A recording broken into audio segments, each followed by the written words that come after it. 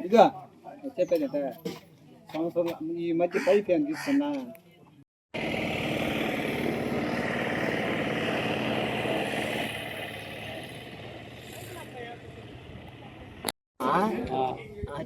అయితే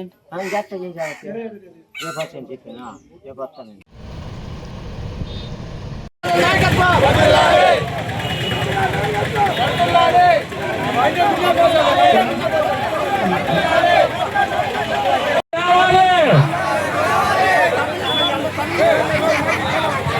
మత్స్యగారి నాయకత్వం, మత్స్యగారి నాయకత్వం, మత్స్యగారి నాయకత్వం.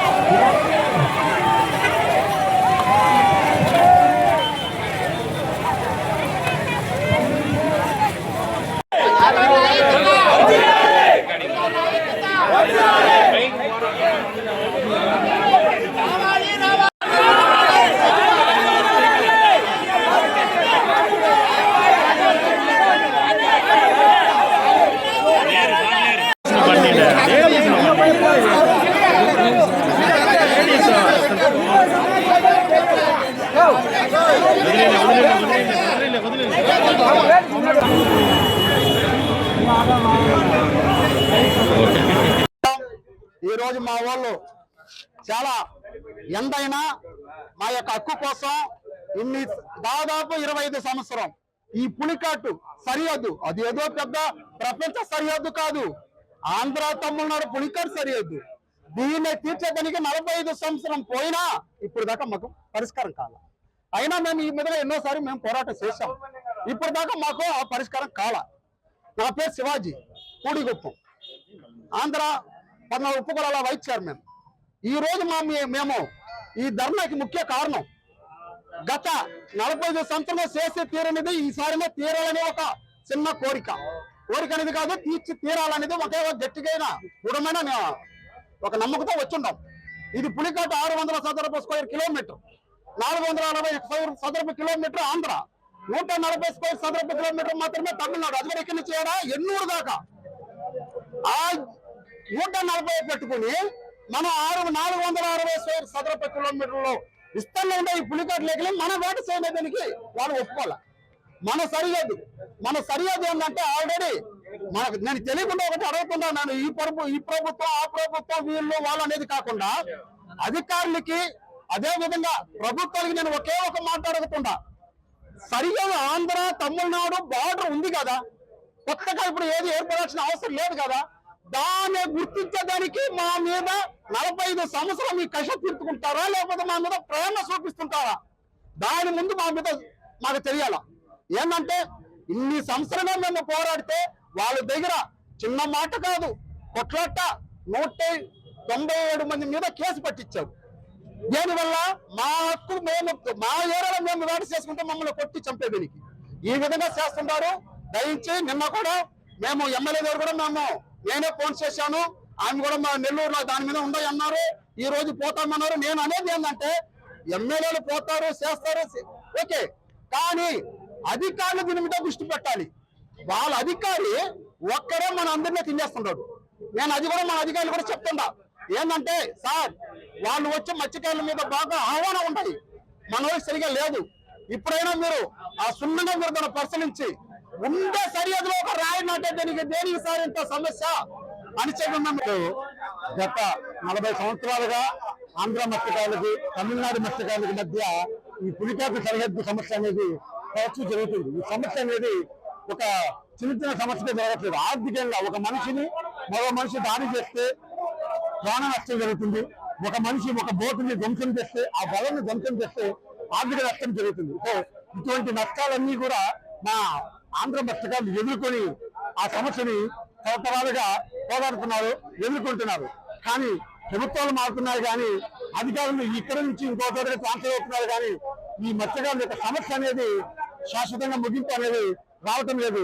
రీసెంట్ గా కూడా ఒక 4 రోజుల ముందు కూడా మేము తిరుపతి జిల్లా కలెక్టర్ గారిని కలవడం జరిగింది. 200 మంది మత్స్యకారులు, ఆంధ్ర మత్స్యకారులతో కలిసి కలెక్టర్ గారిని కలవడం జరిగింది. మరి కలెక్టర్ గారు ఆయన మా మీద ఒక అభిమానంతో మా దగ్గరకు వచ్చి ఒక 10 నిమిషాలు మాకు కేటాయించి అలా మీ సమస్యను తీరుస్తామని చెప్పి మాకు హామీ కూడా ఇవ్వడం జరిగింది. కానీ అది హామీగానే ఉండిపోతుందే కానీ అమలులోకి రావటం లేదు. సో ఈ రోజు కూడా మేము మా 17-18 గ్రామాల నుంచి మత్స్యకారులు కూడా దాదాపుగా 2000 మంది మత్స్యకారులు తరలి వచ్చి మన RTC bus stand Ambedkar statue దగ్గర నుంచి మన ఆర్డీఓ కార్యాలయం దాకా శాంతియుత ర్యాలీగా వచ్చి మా సమస్యను ఆర్డీఓ గారికి నిలబెద్దామని వచ్చాము. కానీ మరి ఏ ఉద్దేశ కోణంతోనో ఆర్డీఓ గారు అందుబాటులో లేకుండా పోవడం జరిగింది. ఇక్కడ ఏఓ గారు ఒక మాట అన్నారు, ఏమని, మేము చేస్తున్నాము, అధికారులు చేస్తారని చెప్తున్నారు. ఇది మా తాత ఇదే పోరాటం చేశారు, మా నాన్న ఇదే పోరాటం చేశారు. ఈ రోజు నేను చేస్తున్నాను, రేపు నా కొడుకులు, నా మనవలు కూడా ఇదే సమస్య మీద పోరాటం చేయాల్సిన అవసరం వస్తుందేమోనన్న భయాందోళన మాలో ఉంది. సో అధికారులకు మేము ఒకటే వినిపించుకున్నాం, సార్ ప్రభుత్వాలు అనేది శాశ్వతంగా ఉండదు. 5 ఏళ్ళలో ఒకసారి ప్రభుత్వాలు మారుతుంటాయి, కానీ అధికారులు అనేవాళ్ళు శాశ్వతంగా ఉంటారు. మీరు ఇన్వాల్వ్ అయ్యి ఈ సమస్యని పరిష్కరించే మార్గం చూడండి, అంతేగాని ప్రభుత్వం మీద ఎటువంటి దాఖలాలు ప్రశ్నార్థకమైన క్వశ్చన్ వేయొద్దు అని చెప్పి ఈ మీడియా ద్వారా, అదేవిధంగా ఈ మీడియా ద్వారా మేము ముఖ్యంగా వేడుకునేది ఏంటంటే, ఈ సమస్యని ఇంతతో అంటే మీ హయాంలో మీరు ముగింపు పలుకుతారని చెప్పి మిక్కిలిగా మా మత్స్యకారులందరూ కూడా ఈ పాదాలు వేడుకుంటున్నాము. దయచేసి మా కోరికను తీరుస్తారని ఆశిస్తున్నాము. నా గురించి మేము చిన్నప్పుడు 88 నుంచి జరుగుతుంది ఈ ప్రాబ్లం, 88 నుంచి జరుగుతుంది. మాకు ముఖ్యంగా ఏంటంటే, అందరూ కూడా ఆఫీసు మీద చెప్పకూడదు అంటున్నారు, కానీ మనకి సమస్య మొత్తం మెయిన్ ఉండేది మొత్తమే ఆఫీసు అండి. తమిళనాడు ఆఫీసులు అంత స్పందించినట్టు మన ఆఫీసు స్పందించలేదు ఎప్పుడు కూడా. ఇప్పుడే కాదు, 88 నుంచి కూడా వాళ్ళు చీమ చిట్టుకుమంటే వాళ్ళు వచ్చేస్తారు. వాళ్ళు ఆఫీసర్లు వచ్చేసి వాళ్ళు ఉండేది 3 గ్రామాలే. వాళ్ళకు చేసినట్టు మనకు ఈ పక్క ఉంటే, మనకు ఆంధ్ర సైడ్ ఉండే ఆఫీసర్లు మెత్తన వైఖరి, దాని వల్లనే ఈ రోజు ఇంత సమస్య కూడా కారణం అవుతుంది. అప్పుడు కష్టపడి 92 కూడా మనము ఒక అద్దె ఏర్పరిచినాము. కష్టపడి అప్పుడు మన గవర్నమెంట్ కూడా మేము డబ్బు కట్టామన్నమాట, మన ప్రెసిడెంట్ తరఫున డబ్బు కట్టి అద్దె ఏర్పరచుకున్నాము. మరి ఆ అద్దెను కూడా దొంగతనంగా వాళ్ళు, తమిళనాడు వాళ్ళు ఉండే 3 విలేజ్ వాళ్ళు నైట్ జరిపి పెట్టేశారు. పెట్టేసి వాళ్ళు ఈ వరకు ఉంది మీ అద్దె అంటున్నారు. అది ఎంతవరకు న్యాయం? ఇది పక్కాగా మమ్మల్ని హింసించే కార్యక్రమం జరుగుతుంది. ఇంతమంది ఎండలు కూడా ఇంత దూరం వచ్చి ఉన్నారంటే వాళ్ళు ఆదరణ మీకు అర్థం చేసుకోవాలి. ఆడవాళ్ళు కానీ ఉండే జనాలు అందరూ కూడా ఈరోజు ఏదో ఇప్పుడే కొద్దిగా విషయం కొంచెం జరుగుతుంది, అది కూడా వదులుకొని మానుకొని ఈరోజు వాళ్ళ కడుపు కొట్ట చేతులు పట్టుకొని వచ్చున్నారు ఈ ఎండలో కూడా. కాబట్టి ఈ యొక్క విషయం మీద గవర్నమెంట్ స్పందించి తొందరగా మాకు పరిష్కరించాలని కోరుకుంటున్నాము. మరి నేను ముఖ్యంగా చెప్తున్నాను, ఆఫీసర్ అనుకుంటే వీళ్ళు చెప్తున్నారు గవర్నమెంట్ జరగాలి, గవర్నమెంట్ జరిగితే కూడా గవర్నమెంట్ చెప్తారు, ఎమ్మెల్యే కానీ ఎంపీ కానీ మినిస్టర్ చెప్తారు, చేసేది ఆఫీసర్లు పక్క నుండి చేయాలనేసి కోరుకుంటాను. ఇది ఖచ్చితంగా ఆఫీసర్ మెత్తన వైఖరి జరుగుతుంది. ఆఫీసర్ ముందు పక్కాగా ముందుకు వచ్చి చేయాలనేసి